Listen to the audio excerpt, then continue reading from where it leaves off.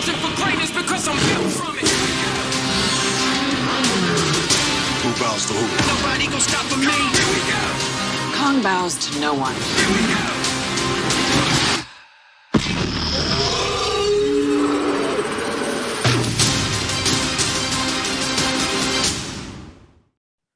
All right, everybody, welcome back to Real Time for the Real Everyday Movie Fan. I am, of course, your host, Josh Williams. I'm Ryan Murphy. And I'm James Sheridan. Thank you so much for joining us here today, everybody, because we're here to give you our spoiler-heavy real-time review of Godzilla vs. Kong. Now, we all watched it together last night. Was it last night? No, it was the other before. Yeah, the night before. My days are mixing together. But we all watched it together, so Ryan can maybe get a different perspective with us, talking about it with him. I think maybe a couple points did, but for me, I'm still here with a Coke and a smile and ready to have a good time talking about Godzilla versus Kong. Now, I don't think we really need to talk about who's all in this. I mean, people who've seen it know, and if not, you can reference back to our previous review, our spoiler-free review of that. But before we get to this review, guys, please be sure to subscribe to the channel and hit that notification bell so you can receive more of our various content in the future. Now, we already did our promotional video for B&B, Missouri 6 Theaters, for our spoiler-free, so we're not going to really do it here. Just know that they do everything they can for us to help, especially me, because, they're right down the street from me, but help give a review for you guys as often as possible for, taking care of us and giving me the ability to go see them. But let's go jump right into our spoiler-heavy. We're going to put it out there. If you haven't seen it, if you haven't seen the movie yet, go back and watch our review, then come back and join the party. Now, Ryan, did it all increase your score from a 2 out of 10, which but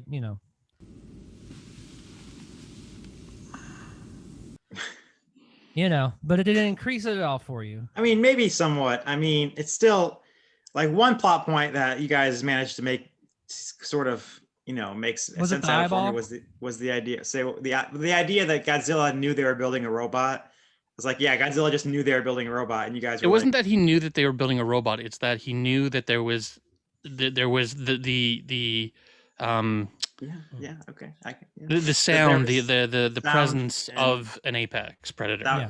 Presence of an apex, and then later on, there's still so many plot holes. There's still so much stuff that doesn't make sense. There's still stuff like, why does Godzilla burrow to the center of the earth? How does he know exactly where to burrow to? How does he get there exactly? Can Kong climb that fast? And the other thing, long before that, is that James himself admitted makes no sense, is shutting down the equipment on the Navy. Yeah. I will admit, it makes it so that Godzilla thinks Kong has quit. Which it doesn't make sense because it immediately is followed by a shot of them staring at each other, and it's like, okay, maybe if the sound is off, like even then, he would still detect them. No, he would still detect them, but I fully acknowledged in our review that there's problems with the movie. I'm just saying that for what the movie is trying to be, it's a great romp and it succeeds at what it's trying to do. Are there plot holes? Sure. Can I overlook them because the rest of the movie's great? Absolutely.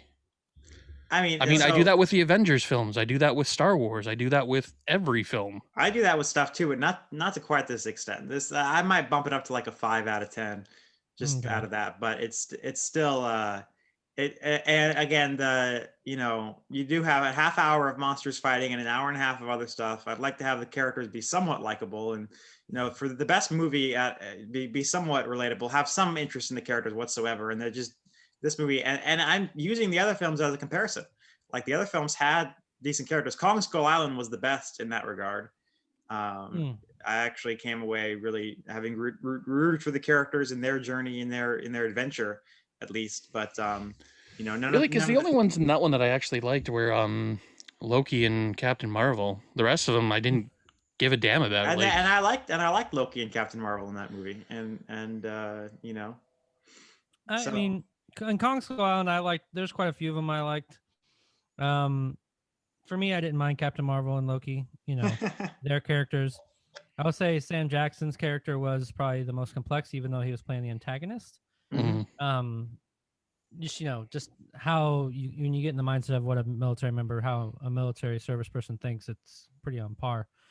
But going back to Kong versus Godzilla, now we can finally talk about it. I will say I loved the build up to Mechagodzilla. Well, we all agree that Mechagodzilla looks like kind of like garbage. Like a little, but I mean, can give that a pass because viewing. it's not the point. Yeah, not as it's bad. The point. The point is viewing. that it looks cool. That's right. The way we're just we're grading this based on just a monster movie that looks cool, and it looks less cool if the monster that they're fighting looks like shit. Like, but Mechagodzilla's never looked cool. He always looks like garbage. He always looks dumb. Well, and I'm fine with that. Me and Josh liked the way he looked in Ready Player One. We were like, that's what I was getting. Yeah, if we never got Ready Player One's Mechagodzilla and this is all we had, I'm like, yeah, it looks cool, it looks great. But the fact that we got a really cool looking one from Ready Player One, I'm like, man, should have just used that one. You know, like but either way, like I did like the build up, and I even liked when like the I think we had talked about when we were watching it, like just when he had to face when the Mechagodzilla faced a full grown skull crawler. It kind of gave you a sense, like, because Ryan, you said movies do this all the time. It gives the viewers a sense of the Mechagodzilla's power just by killing it so fast. And that's used often a lot in movies, but I think it's necessary. That way you get a sense once he's going up facing Godzilla versus Kong. I mean, it's a simple shorthand. It's a method of being able to tell you how powerful he is by comparing it to a character that we've seen something else struggle with before. We've seen Kong struggle with this type of character before. So seeing Mechagodzilla dispatch him very quickly puts into perspective how strong he is. It's called the Wharf Factor. There it is. I knew he. I always think of Colossus. Colossus, they would immediately like throw him into a situation. He would get thrown out of the battle to demonstrate how strong the character is, and the rest of the X-Men would have to deal with that character as a team, whereas Colossus was completely out of the fight. And it's like, don't do that to one of my favorite characters. But it even became more evident that final fight scene though. Just like before Kong got involved, Godzilla's getting his. And I didn't even realize until I started second viewing, because I guess it didn't catch on to me. Did you guys just notice how much larger Mechagodzilla was compared to even Godzilla himself? Yeah. It's kind of shocking to me. But either way, he didn't look at when they first introduced him. He looked kind of small in comparison. Yeah, exactly. But I guess that's how, because like we saw the skull crawlers in the previous films, and they didn't look that big, especially compared to Kong, who we know has grown a great deal in this one. But when you see him next to Godzilla and next to all the buildings, there are points where he does seem to dwarf those characters, or at least the perspective seemed to make it look like that. I don't know if he actually does, but I guess it's hard to tell sometimes with giant CG characters what the scale actually is supposed to be. What about you, James? After like a third viewing for you, your score stay the same? Because mine did. I think I'm gonna still stick with 8 out of 10. But does your score change? I mean, if it changed at all, it's gone down to like a 7.5. But only because like the problem with a lot of these. No, I still love the film. I'm not going to say the film is a bad film. I still think Ryan is being unfairly harsh on it.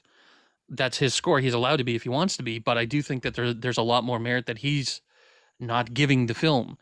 I do think that there are small problems. I've admitted from the beginning that there are small problems. And even before our first review, I was hedging on a 7.5. I think I bumped it up to an 8. To counteract Ryan's 2, because I thought that was a little unfair. But I still think this is a fantastic film for what it's trying to be. Ryan asked me why would I compare to, or why would I give it an 8 when that's the score that you give like a Scorsese or Coppola film, and it's like, but this isn't a Scorsese or Coppola film. This isn't trying to be Scorsese or Coppola. This is trying to be giant monsters fighting, and does it tell that story well? I do think it tells that story well. I think it tells it very well. Yes, the human characters are not that interesting. The Millie Bobby Brown, as much as I love that actress, as much as I love the build up to Mechagodzilla, those characters are not great characters.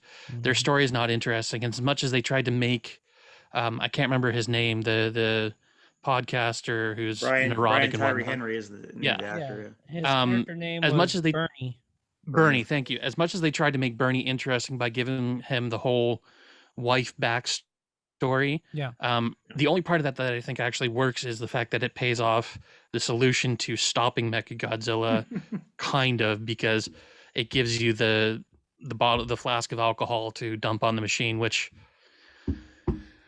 I have an issue with that one in terms of that's not actually going to stop Mechagodzilla. It's just going to turn off the computer, and Mechagodzilla is already functioning unto himself. So, but now let's talk about that scene, because I think that's kind of a discussion for all of us. Now, I'm still on the fence about, oh, you just dump water on the computer and it, then all of a sudden it loses connection to Mechagodzilla. Now, is that really in a real world situation? Let's say you have you're operating. No, come on, no. Hang on. Huh? So we're hanging on, just making sure. In a real, and let's say something like, okay, here's a good example: the Mars rover, right? It's operated from a computer at NASA that connects to a satellite, then the satellite connects to the Mars rover, right? If by some chance the computer crashed, would it honestly lose connectivity or power? Not power, but you know what I mean, like its ability to operate. Would it really, though? If the Mars rover is dependent on that computer for functionality and doesn't have any sort of internal guidance system, then yes, it would lose. As soon as that computer goes down, the signal will break from there to the satellite to the drone or whatever, the rover. It will stop functioning because it doesn't have any sort of basically brain to tell it what to do anymore. Yeah. But what they're establishing in this film is that the control was originally in the skull thing apparatus that they were using, but Mechagodzilla went fully computer, right? independent. It was connected, but they established that he went fully independent. He started functioning without that because that thing went down. And if that computer terminal is not what's functioning him, is not what's controlling him, then shorting that out is only going to make you have even less control over him. So in that regard, I do think that's kind of a dumb plot point. It's kind of a half-assed way of kind of like trying to deal with that, because as we see in the film, he continues functioning perfectly fine. That's not what stops him. So I don't understand the point of having that sort of segment in the film. I guess it's to give those characters something to do, but it doesn't, in the grand scheme of things, it's the Indiana Jones in Raiders of the Lost Ark, where it has no bearing on the actual plot. So why include that? I do think that, and like the purpose is like, I've been reading up on what the director's been talking about in regards to the film. Like, he said the entire purpose of the film isn't to fight King Kong and Godzilla. That's a misnomer. That's just playing up on, the tradition and, the idea of these two characters fighting. The purpose of, like, his purpose, and you can see that in the plot, is to bring in Mechagodzilla and have the two of them team up to fight. Everything was building towards that. Everything was built to function towards that goal. And like, that's the only way they actually stop him, is by the two of them teaming up and putting aside their differences, which, I don't know, I thought that was a great ending. I thought that was a great ending for the characters. I thought it was a great ending for the story. I thought it was a great ending for the action. Because watching them, like, especially because, like, you kind of see these as like forces of nature, as like just big monsters that are just doing things based on instinct, on like their own sort of like lizard brain or monkey brain drive, to use a like very poor term, because they are. I love that this movie establishes that they are actually intelligent creatures, in that they can actually assess the situation. We see that Kong has an entire civilization in Hollow Earth, and I absolutely find that fascinating. Like, they're capable of art, they're capable of technology, they're capable of masonry, which is usually a cornerstone of civilized society, literally. And I love the fact that during the middle of this fight, Godzilla actually thinks about what's going on, sees Kong's axe, and fires his atomic blast at it, knowing that it will charge the axe and he can use the axe to stop. Yeah, right. Like, there's thought put behind that. It's not just a reaction. And I love that they're developing these characters. And to that point, this is Kong's movie as far as I'm concerned. Oh yeah, up and down, this is entirely Kong's movie. It's entirely about his character development. And we can see, like, the opening and closing scene is him doing that sort of like Sunday morning wake up routine, showering under the waterfall and testing the limits of his enclosure and all that. Or as to the end where he's, just swinging around because now he's completely free and open and has his own kingdom. He's not trapped by humans. He's not being hunted by anything. It's his realm now. I love that it's about him and about his relationship with this little girl throughout the film. And to me, that's the strongest part of this film, is that connection, that relationship. And that's the emotional core of why I love this movie so much, was that relationship. And to that's why that was one of my favorite scenes of the whole movie, was on the boat where it's raining and, you know, Kong's kind of upset, and all of a sudden she goes out there to calm him down, and she does. But then there that conversation between her and Rebecca Hall, like, then you find out he's actually, that goes back to the intelligent, he's actually signing, which makes you want, this makes you have that realization, because Kong didn't know his parents. He was, you know, they died. According to Kong Skull Island, they died before they could, I'm guessing, teach him. Because if they were actually a civilization in Hollow Earth, that means that they had intelligence even while living on Skull Island. So, you know, that goes did back they have to that. language? Yeah, it goes back to that. Yeah. So clearly they're capable of language, because he's capable of understanding and communicating with her. So it's just a matter of whether or not that society was capable of developing a alphabet and language under themselves, and how they communicated that. Was it through grunts? Was it through words? I don't know. Like, you watch gorillas in the wild, and like things that they do, like beating their chest, is an actual means of communicating things. Yeah. And we've seen time and time again that gorillas are capable of understanding language. Like the sign language aspect of this film is not unique to it.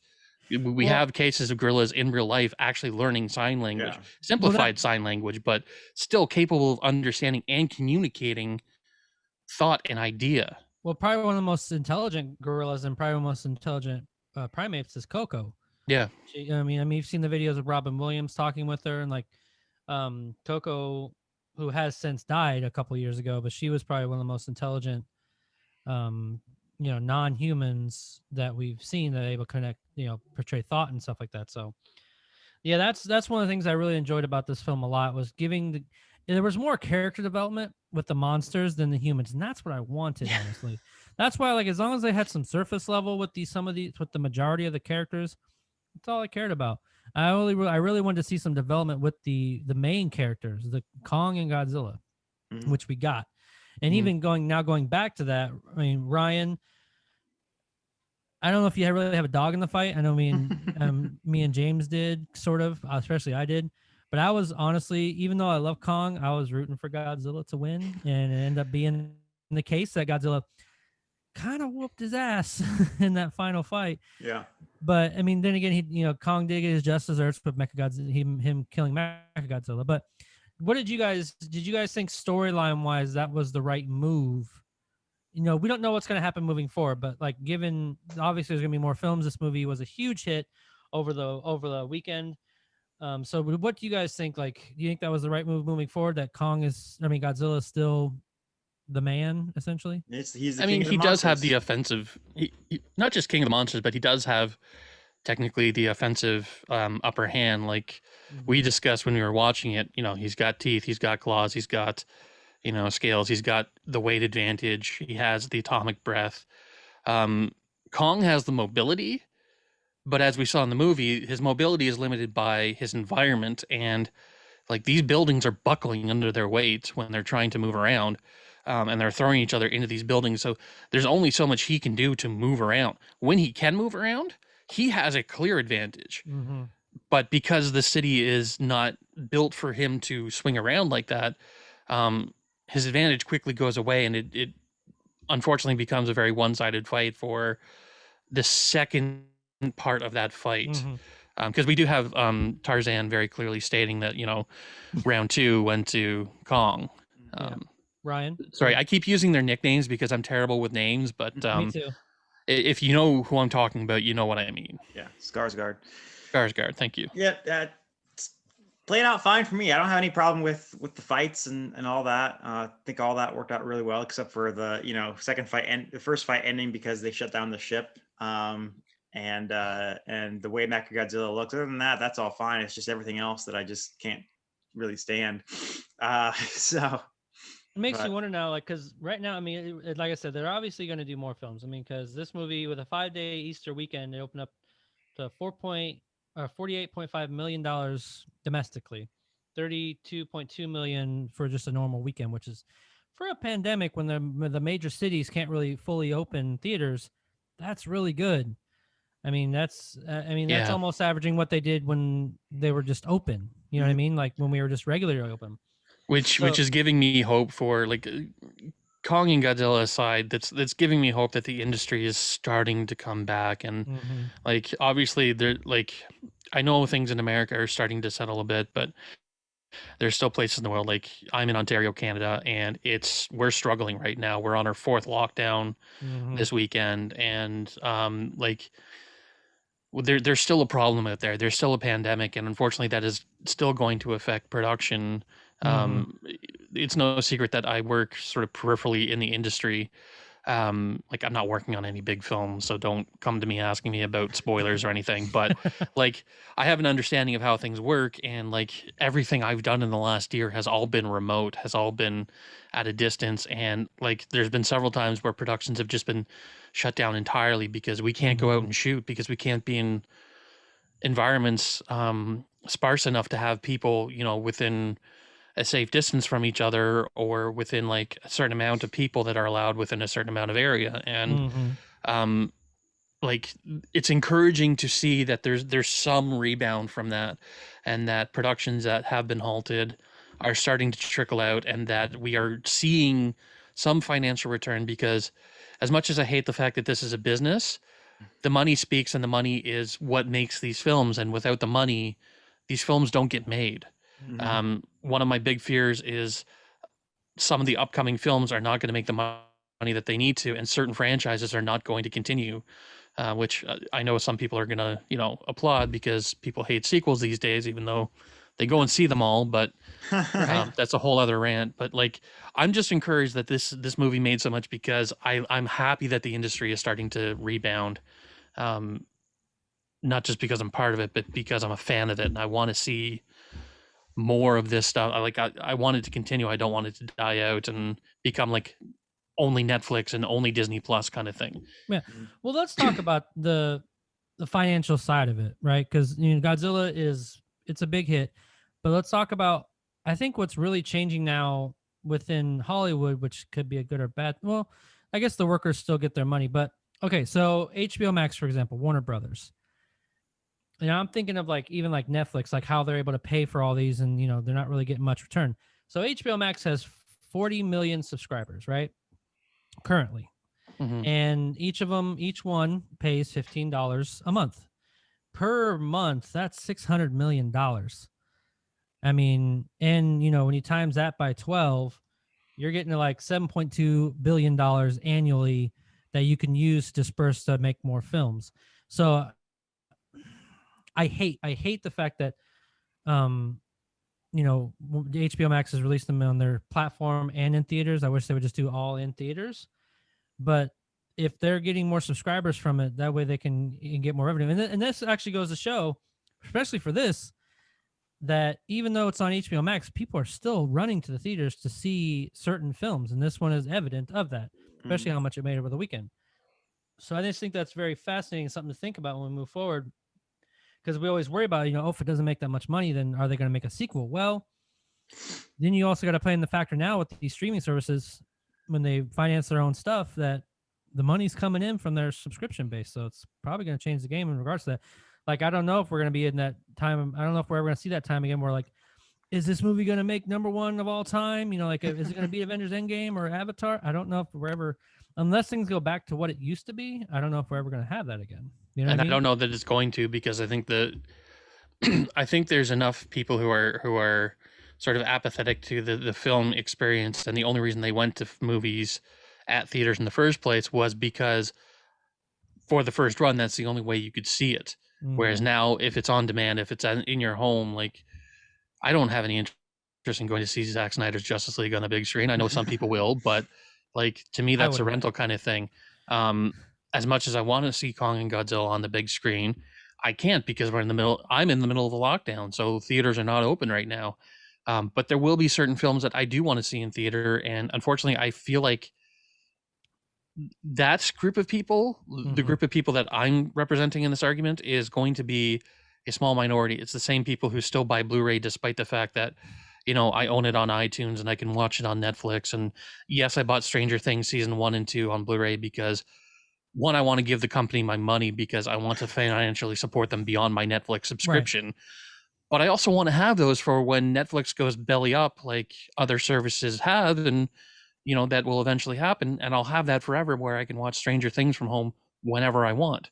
Not everybody feels that way. More people are becoming more and more comfortable with having, Mulan on Disney Plus for $23 and just dropping that $23 at home rather than going into theater, which like kind of makes sense financially, because especially if you have a family and you're going out with like 4 or 5 people and you have snacks on top of that, and like, a lot of the times you'll go to dinner and you'll make an evening of it kind of thing. Like you're dropping a few $100s, whereas like you order pizza, you have snacks at home. It only costs $23 and you can have as many people as you want and watch the film at the same time. Like, why not stay at home? So I'm very curious how this is going to affect the industry moving forward, especially considering like places like Netflix don't necessarily release their financial information or their view information. So I'm still in the dark on how they make money on shows like Stranger Things, where it clearly costs a lot more money, or like some of the bigger movies that are coming out on there. And I don't know how HBO Max is going to affect that, having the same day release kind of thing. I'm very curious how this model is going to work moving forward. To me, it felt like a temporary stopgap just to get these films out there and prevent financial loss, because they're just sitting on these films waiting to be released. And again, there's the region issue of like, some states have openings, some states don't. Some provinces do, some provinces don't. Some countries do, some countries don't. And like, there still needs to be a way for them to be able to reach as many people as they can. And this, I understand, as a like temporary solution, but is it going to become the status quo? And if it does, how is that going to shape the way they finance movies and the way they put out movies and what movies do come out? Like, we already have a problem with tentpoles dominating the scene, and studios only focusing on tentpoles. If they're not going to see as much of a financial return, are they going to like double down on just tentpoles, and even fewer smaller releases are going to get made, and we have to push those further and further into the indie market, which already has enough trouble with distribution, which means that people are not seeing those films because they're not being released everywhere. They're only being released in large cities or in very unique niche theaters and markets. Like, there's a lot of questions and I don't have answers for them, and I'm very curious where this is going to go. So same here. But pivoting back to Godzilla versus Kong, we got sorry. No, that's okay. What I want to throw back to you guys now, real quick, not real quick. I think it'd be fun to have a good discussion about it. So we don't know what the future is going to hold for this franchise, and I think, like I said, honestly, they're going to have more movies. This is not what we think. This is your personal pick. I want Ryan. Ryan, what are some of the monsters you would love to see in Godzilla's next film, or Kong's, or whatever? Well, the only one they haven't done that's really one of the A-listers of the series is Anguirus, my boy Anguirus, who they've done dirty. They had all the monsters. They had Rodan, Mothra, and Ghidorah in King of the Monsters, and they had said, oh, by the way, and there's all these other monsters that are rising up around the world, and they showed them all, and they just didn't take the time to take the opportunity to show my boy Anguirus. It was really infuriating.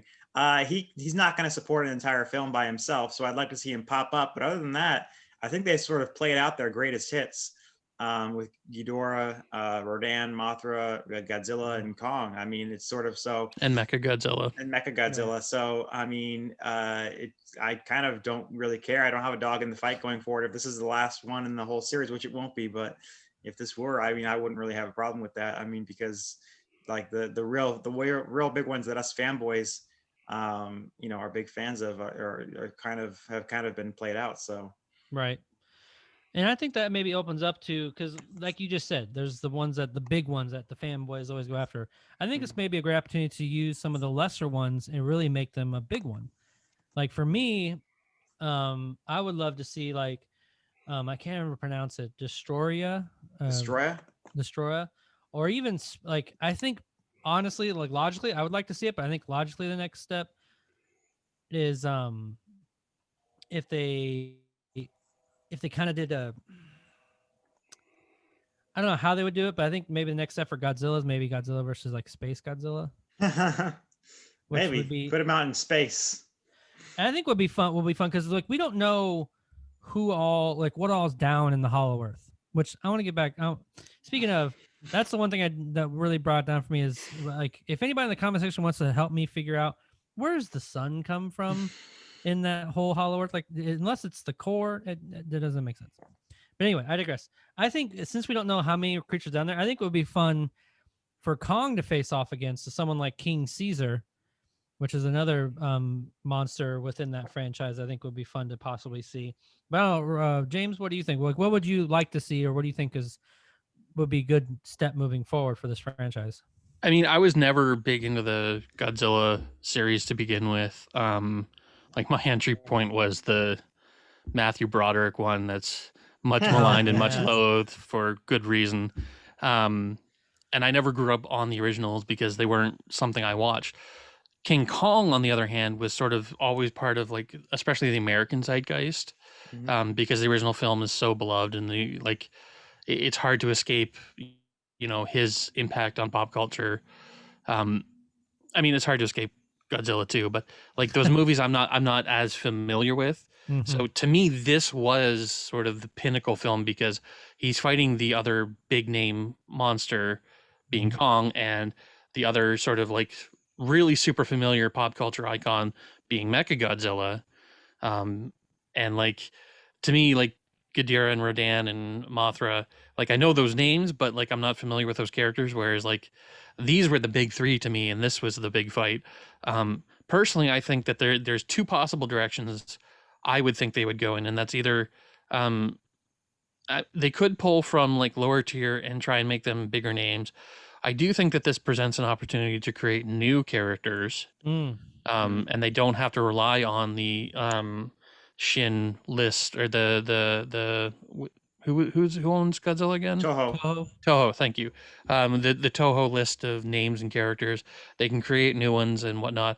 There's also the possibility, which we discussed when we were watching it, of not a crossover, but like borrowing the kind of aesthetic from Power Rangers or Pacific Rim, where we do see more mech fights with Godzilla kind of thing, where humans are very much involved in this, whereas like obviously Mechagodzilla stopped being a mech and just became a giant robot at a certain point and was completely autonomous, but having like humans in these things fighting them or trying to temper them or fighting alongside them maybe might be a possibility. But the way this kind of wraps up, I'm kind of fine with it being the last entry. It'd be kind of a bummer because I feel like they're building something, and I feel like there's a lot more to this universe that could be explored, especially with the Hollow Earth stuff, especially with how much was revealed about Kong's society. I want to know more about that stuff, and I want to know more about the past. So maybe there are prequels in the works or something that they could, or not in the works, but like the potential of prequels that we could explore. But in terms of like the chronology of this story, I'm fine with ending here, but I feel like there's more to the universe that I'd like to see touched upon, especially because this one spent so much time pulling from aspects of the previous films, especially with Hollow Earth, how much that was teased and discussed in Kong but not explored. Now we get to see it, and we get to see the full breadth of it, and like I have so many questions about that, and I want to see those kind of addressed in some way. This isn't really the series to address a lot of those questions, but it's still like, I think there's room for things to explore. Oh, yeah. So like, I don't know where they go from here, but like, I hope that there's more because I want to know more. So exactly. Plus, giant monsters fighting. It's just, yeah. It's like, fun. It's fun. It's like Pacific Rim. I mean, those movies are stupid, but I still enjoy watching the monsters and kaiju fight. I mean, there's a reason why there's like 30 years of Power Rangers still. Right. Time for Dragon Zord!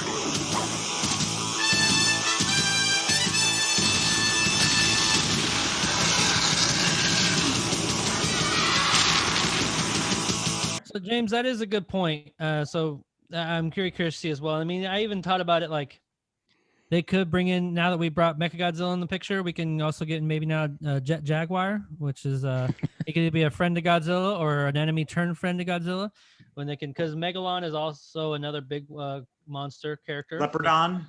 Huh? Leopardon from Spider-Man. Yeah. Oh yeah. Oh, dude, if they made it, I would love to see Leopardon on the bit. That is one of the things that I hope they go like full tilt on a Spider-Verse film. Yeah. And they do bring in stuff like that because seeing Leopardon on the big screen would just blow my goddamn mind. Hey, Who knows? you never know. So, I mean, other than that, guys, if you guys have any more last minute thoughts on that, we can probably call this one a good wrap this one, put it to bed. I think this is a good start to, hopefully the theater's slowly opening. We got a taste of what I think people also just so cooped up at home that they probably just want to get out. Yeah. And go to the theater, or they want to go out and go to a concert, or they want to get out, now that things are slowly becoming safer, at least in the, certain areas of the United States, because it's kind of nice in my small town in Clinton.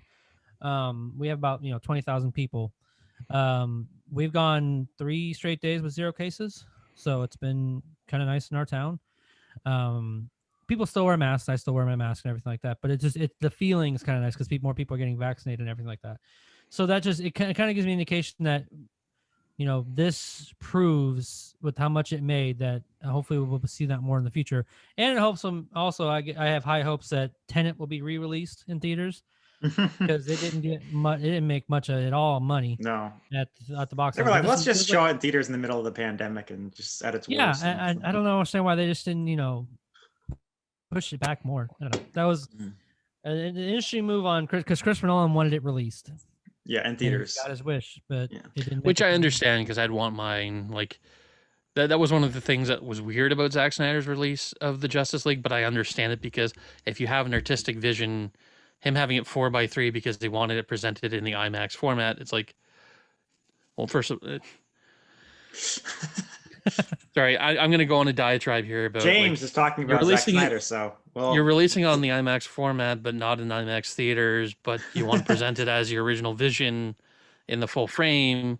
Like, I get wanting to put it in theaters because you made it to be in theaters, and it's the best presentation. And like, especially if you're an auteur or like someone who spends a lot of time thinking about the nuance of your film and like the way the frame breaks down and everything that's being put into your movie. To the degree that Christopher Nolan does, you want it presented in the best possible way. So releasing it on streaming is not, in my opinion, the best artistic way to do it. No, is it the best way to reach the audience? Probably. But I understand him wanting to put it in theaters. I still say they should have waited, but yeah, they should have waited. Like I did not want it to go on streaming service. I wanted it released in theaters, but just right in the middle of the pandemic. No, that was crazy. Not a good time. Choice. I didn't feel like. Because it only made $363 million, $200 million budget, and you include the advertisement, it probably lost money. So re-releasing it, I think, would just be, I don't know, I think it'd be a smart move. I think it could easily make another $100 to $200 million worldwide. And, put an extra minute of footage in there and be like, it's the director's cut. It's the director's cut. Extended edition. Extra 30 seconds. It really answers 30 seconds of questions. footage. There's a scene of Robert Pattinson turning his head. What? There you go. Hey, I've seen that movie 4 times, and God, I would watch it in the theaters in a heartbeat. But anyway, all right, guys, that'll do us for today, folks. Thank you very much for watching here today. More importantly, what was your favorite moments? You can go spoiler heavy in the comment section below. Leave your comments and give us your score if it changed or if it did not change. Let us know and share your thoughts. Also, if you like what you watch, hit that like button and subscribe to the channel so you can receive more of our various content in the future. That's all we have for today. Again, I'm Josh Williams. I'm Ryan Murphy. And I'm James Sheridan. And thank you for keeping it real. With ReelTime. Good night.